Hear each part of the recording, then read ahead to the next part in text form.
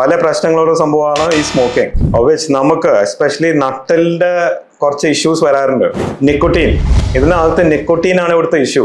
ഡിസ്കിനും ബാധിക്കും, എല്ല് അതായത് നട്ടലിനും ബാധിക്കും. നമ്മളുടെ ഡിസ്ക് ഒരു 60 അല്ലെങ്കിൽ 70% വെള്ള, ഒരു സ്പോഞ്ച് പോലെയാ.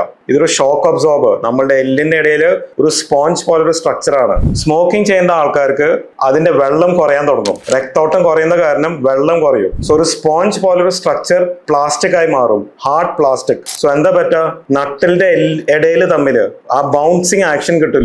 ബൗൺസിങ് ആക്ഷൻ കിട്ടാത്ത കാരണം ആ ഡിസ്ക് ഇങ്ങനെ തള്ളി വരും. ഡിസ്ക് തള്ളി വരുമ്പോ ഞരമ്പിന്റെ മുകളിൽ പ്രസ്സിങ് വരും. ബട്ട് ഒരു പ്രോബ്ലം ഉണ്ട്, രക്തോട്ടം കുറഞ്ഞിരിക്കുക സ്മോക്കിംഗ് ഉള്ള കാരണം. സോ ആ മുറിവ്, ആ ഇഞ്ചുറി, ഡിസ്ക് തള്ളുന്ന ഇഞ്ചുറി ബോഡി ശരിയാക്കില്ല. ദെയർഫോർ സ്മോക്കിംഗ് ചെയ്യുന്ന ആൾക്കാർക്ക് ബാക്ക് പെയിനും എസ്പെഷ്യലി ഡിസ്ക് തെറ്റാൻ നല്ലൊരു സാധ്യതയുണ്ട്.